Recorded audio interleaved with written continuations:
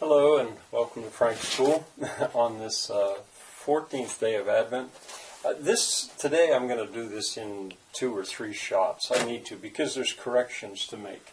Yesterday I had the wrong tune for O Little Town of Bethlehem.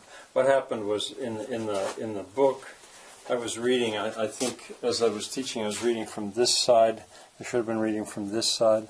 And I had said that the date puzzled me because it was so modern. Well, the tune that Americans basically know is called St. Louis, composed by this man, and there are his dates.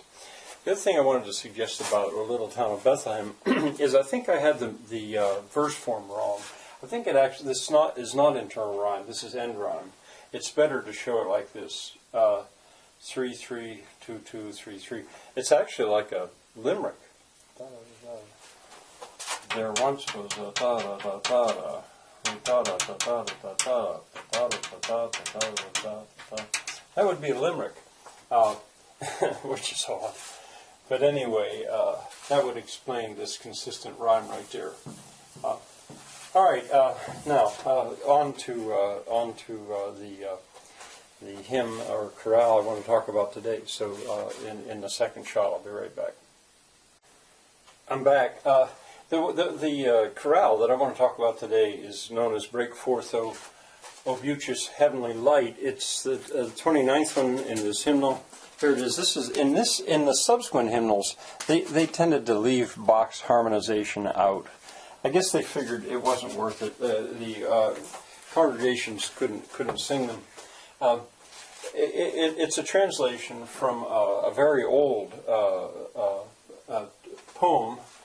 Brich an, o schönes Morgenlicht, break on at, O beautiful morning light, by this man, and the tune was by Johann Schaup. They don't know exactly his dates, but it was harmonized by Johann Sebastian Bach. And what you're going to hear twice, if you go to what I recommend, is Bach's harmonization of it. And I'll speak about that before I go on to the last shot. Break forth, O beauteous, heavenly light, and usher in the morning. Ye shepherds, shrink not with affright, but hear the angel's warning. This child, I think I have that wrong. This child, now born in infancy, our confidence and joy shall be, the power of Satan breaking, our peace eternal making. Now, I disagree with the way they punctuated it. How else can you be born but in infancy? This child now born in infancy? I think this child now born in infancy, our confidence and joy shall be, even though he's in infancy. I don't know. I would, if I were conducting this, I would say don't pause here, because that's the sense of it. Now, otherwise, you have that idea of, well, how else can you be born but in infancy? The verse form: break forth, O beauteous, heavenly light, and usher in the morning. 4-3. Ye shepherds, shrink not with affright. It's rhyming, but hear the angel's warning. So we've got 4-3, 4-3, A, B, A, B. This looks like common verse. Well, it is, really. This child now born in infancy, this child now born in infancy, our confidence and joy shall be. Now that's different. This would be A, B, C. C, C, the power of Satan breaking, our joy eternal making. So it's all in 4, but the rhyme scheme changes. A, B, C, C, D, D. Kind of interesting. Now, the first, for vocabulary, I would pull this out if I wanted students to find a word here that they weren't exactly sure that they knew.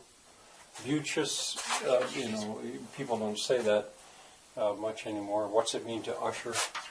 But anyway, those first 2 sentences are pretty straightforward. This one, I have really puzzled over that sentence. I even went and looked at the German that it was translated from. And what to do with this part. Now, this is easy, but what do you do with this part? And I'll show you in a moment. I'll show you my solution to it. But in German, there's the word dazu. I don't have room.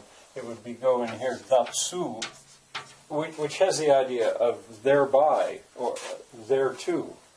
By that, our confidence and joy shall be, and by that, the power of Satan breaking. The rest of it is pretty much the same, except for that word.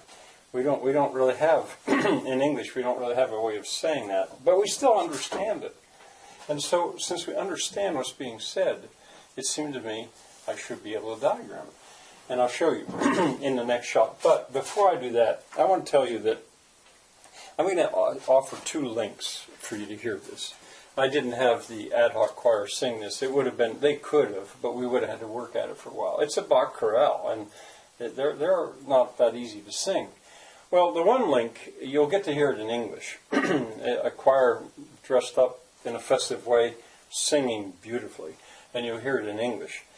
But the other link I'm going to give you, you're going to have to work a little bit for this, because I'm not skilled enough to pull out just that chorale from a very long work. This is Bach's Christmas Oratorio. It's 6 cantatas that have been put together, that he put together. It was supposed to be sung on 6 different occasions, but it can be performed all at once, but it's about 3 hours long if you do that. And I'm going to give you a link where the whole thing is being performed by a men and boys choir.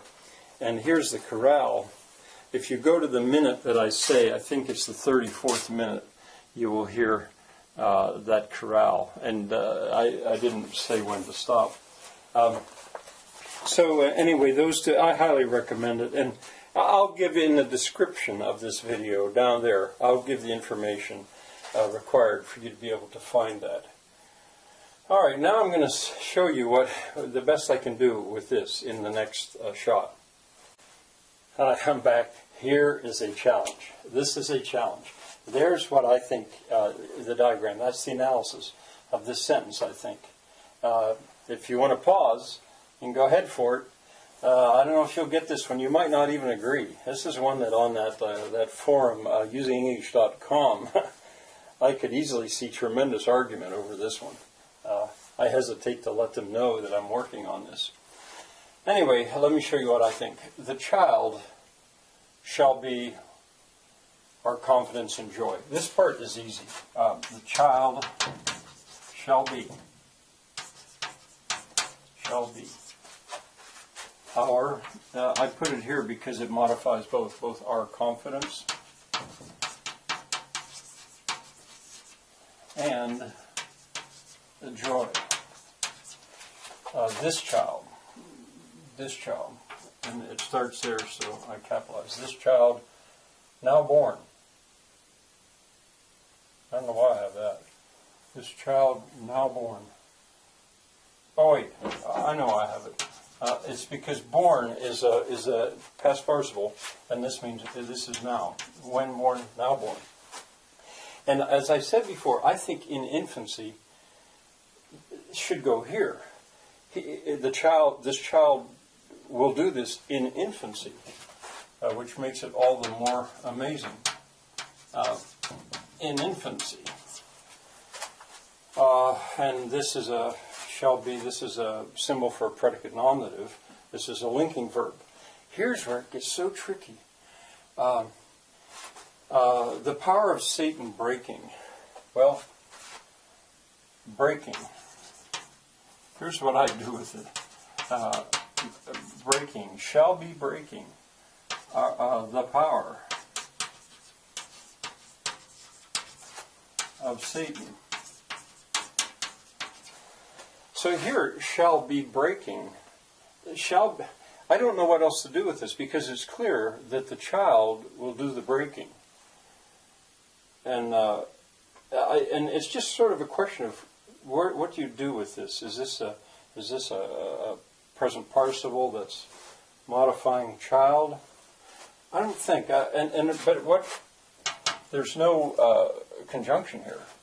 But if you accept that, well, he also shall be making our peace eternal. And again, no conjunction.